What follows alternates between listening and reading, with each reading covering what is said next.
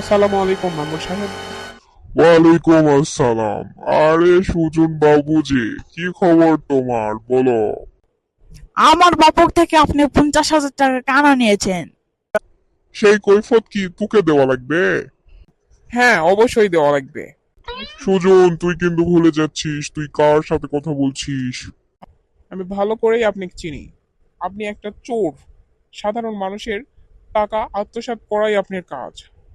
আমি তোকে দেখে নেব সুজন, তোর একদিন কি আমার একদিন।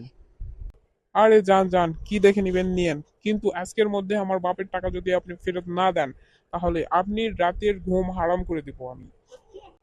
মিঠু চল। বন্ধু, মাথা ঠান্ডা কর, ঠান্ডা মাথায় কিছু ভাবতে হবে। ঠিক বলেছিস, মাথা গরম করে কাজ হবে না, ঠান্ডা মাথায় কিছু একটা ভাবতে হবে। এমন কিছু একটা ভাবতে হবে, ওকে উচিত একটা শিক্ষা দিতে হবে।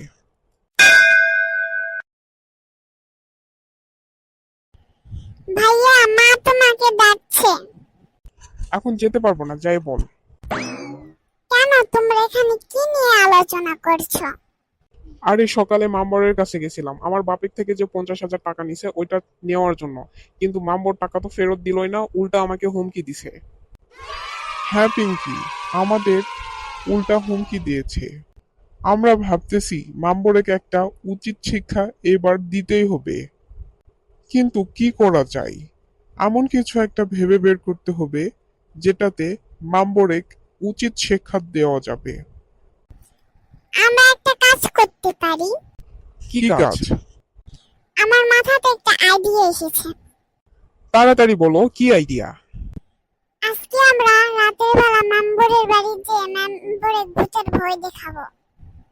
ওয়াও, দারুণ আইডিয়া। পিঙ্কি, তোমার মাথায় তো অনেক বুদ্ধি।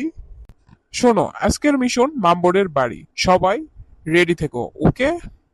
ওকে ওকে।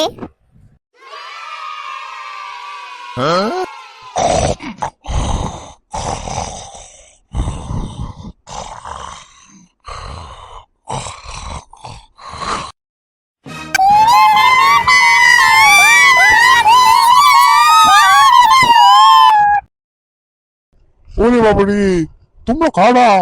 হু, ওরে বাবারে, তোমরা এখানে কেন এসেছো, কি চাও তোমরা? আমরা ভূত, তোর খাওয়ার মটকাতে এসেছি রে মাম্বর। তো রক্ত খাবো। আমাকে ছেড়ে দাও, তোমরা আমাকে মেরো না, আমাকে ছেড়ে দাও। না, তোকে ছাড়বো না। তুই গ্রামের মানুষের উপর অনেক অত্যাচার করিস, তাদের কাছ থেকে তুই জুলুম করে টাকা আদায় করিস, তোকে আজকে আমরা মেরেই ফেলবো।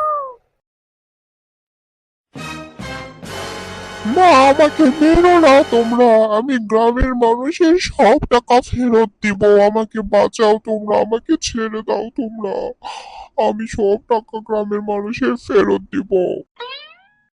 আমি আর গ্রামের মানুষের উপর অত্যাচার করব না, আমাকে ছেড়ে দাও তোমরা।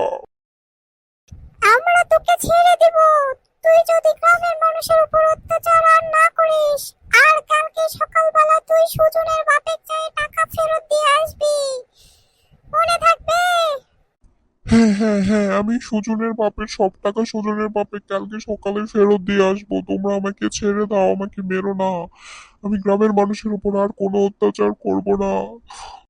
ঠিক আছে, আমরা তাহলে চলে যাচ্ছি। তুই যদি আবার অন্যায় অত্যাচার করিস গ্রামের মানুষের উপর, তাহলে কিন্তু আমরা আবার আসবো। সেদিন কিন্তু তোকে আর কেউ রক্ষা করতে পারবে না, মেরে ফেলে দিব, মনে রাখিস। ঠিক আছে ঠিক আছে ঠিক আছে, আমি আর অন্যায় অত্যাচার করব না, আমি ভালো হয়ে যাব। এই চল সবাই।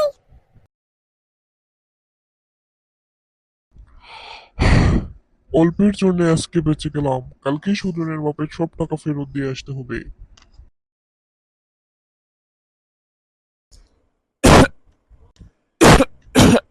আহ, কামাল মিয়া, বাড়িতে আসো।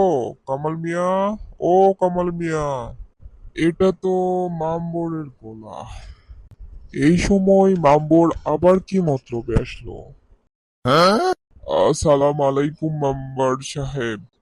আরে ওয়ালাইকুম আসসালাম কামাল। কামাল মিয়া, আমি তো তোমার সাথে অনেক অন্যায় অত্যাচার করেছি, তুমি আমাকে মাফ করে দিও। কি যে বলেন মাম্বার সাহেব, আমাদের কাছে আপনার আবার কিসের ভুল? আমরা তো সাধারণ খেটে খাওয়া মানুষ। এই নাও, তোমার 50,000 টাকা আমি নিয়েছিলাম, সেটা আমি তোমাকে ফেরত দিলাম। ভালো থেকো, আমি চলে গেলাম।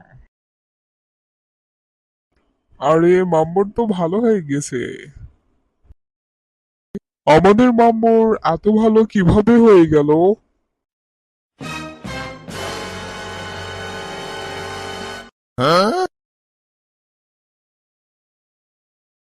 মাম্বর তো টাকা ফেরত দিয়ে গেল। আমি তোমাকে বলেছিলাম না বাবা, মাম্বর টাকা তোমাকে নিজে এসে ফেরত দিয়ে যাবে। তোরা এক রাতের মধ্যে কি এমন করলি যে মাম্বর সকাল সকাল উঠে এসে আমাকে টাকা ফেরত দিয়ে গেল? চাচা, সে এক বিশাল কাহিনী। আমরা মাম্বরকে আজকে রাতে ভূতের ভয় দেখিয়েছিলাম। আর এই বুদ্ধিটা ছিল পিঙ্কির।